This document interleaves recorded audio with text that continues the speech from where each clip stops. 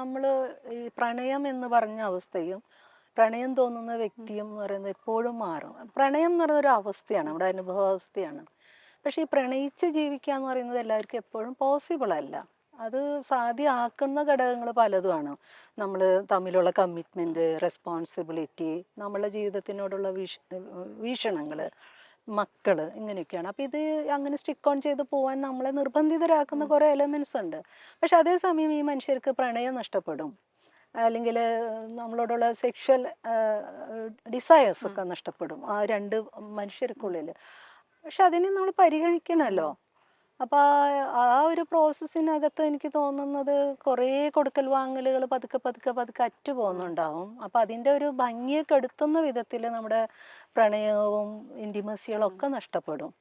ഈ ഒരു പോയിന്റിൽ എല്ലാ മനുഷ്യർക്കും വീണ്ടും ഒരു പ്രണയം വേണമെന്നും ഇങ്ങനെ ജീവിച്ചാൽ പോരാ എന്നൊക്കെ ഒരു ആഗ്രഹം ഉണ്ടാവും. അപ്പോൾ നിർഭാഗ്യവശാൽ ഞങ്ങളുടെ ഒരു ദീർഘകാലത്തെ ദാമ്പത്യത്തിൽ അത്തരം പ്രശ്നങ്ങളൊക്കെ ഉണ്ടായി.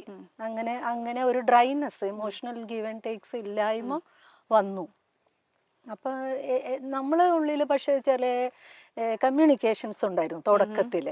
നമ്മളെങ്ങനെയാണ് ബന്ധങ്ങളെ സമീപിക്കേണ്ടത്.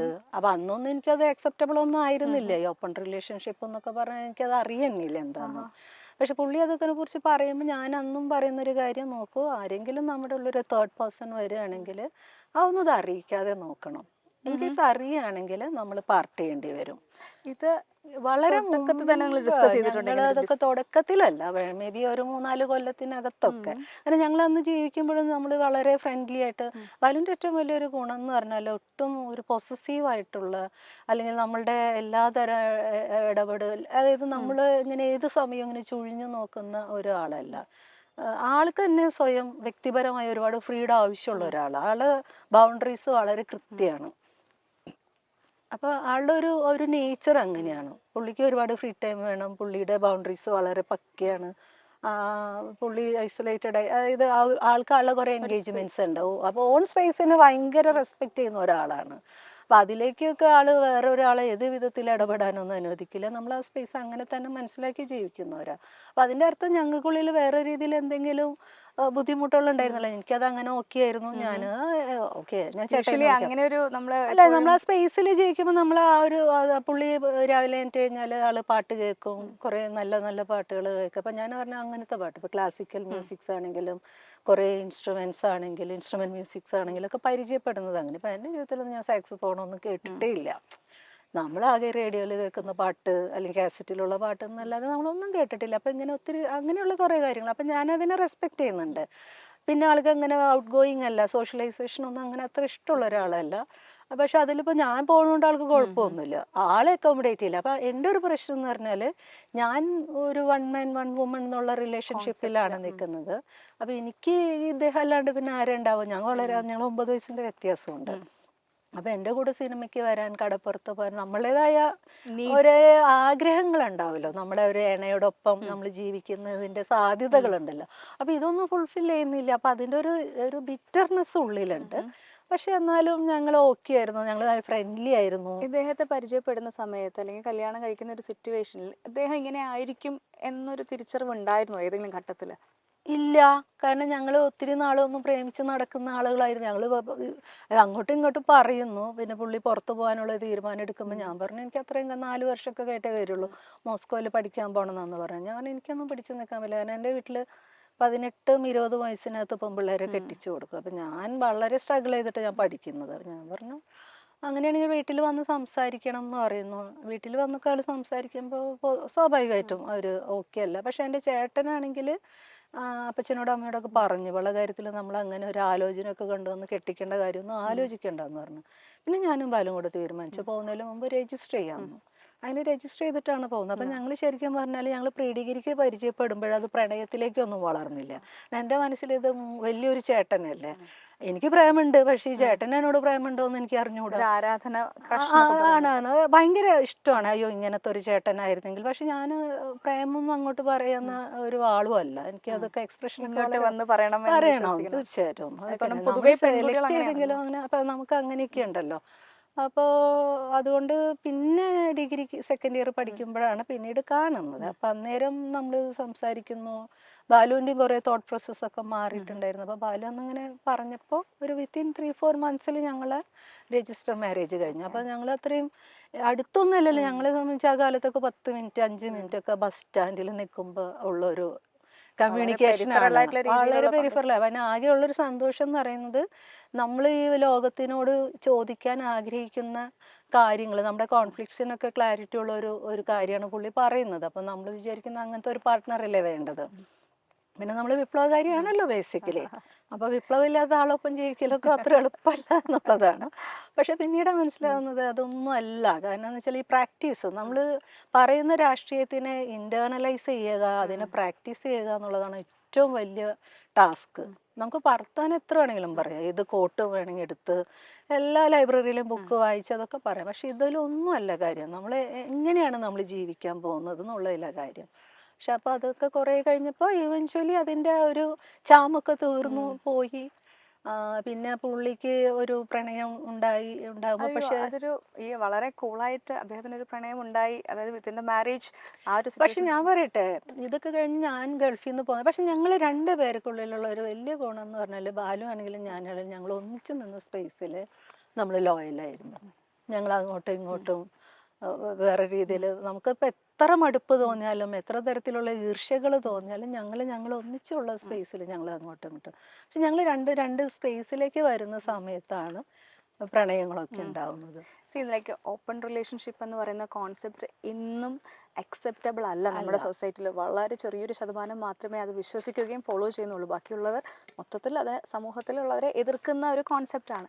അത് നമ്മുടെ ലൈഫിൽ വരുന്ന സമയത്ത് നമ്മൾ വേണമെന്ന് വെച്ചിട്ടായിരിക്കില്ല, പക്ഷെ നമ്മൾ ആ ഒരു സിറ്റുവേഷനിലേക്ക് എത്തുമ്പോൾ നമ്മൾ കുറച്ചും കൂടെ നമ്മൾ ഓപ്ഷൻസ് വരുമ്പോഴായിരിക്കും നമ്മൾ അതിലേക്ക് എത്തുന്നത്, അല്ലെങ്കിൽ അതിനെപ്പറ്റി ചിന്തിക്കുന്നത്. ആ ഒരു റിലേഷൻഷിപ്പിനെ പറ്റിയിട്ട് പൊതുവെ അങ്ങനെ എന്തെങ്കിലും ഉണ്ടായാൽ തന്നെ, നമ്മൾ ഒരു മാരേജിൽ നിൽക്കുന്ന സമയത്ത് തന്നെ ആ ഒരു റിലേഷൻഷിപ്പ് ഉണ്ടായാൽ അംഗീകരിക്കാറില്ല, നമ്മൾ പുറത്ത് പറയാറില്ല.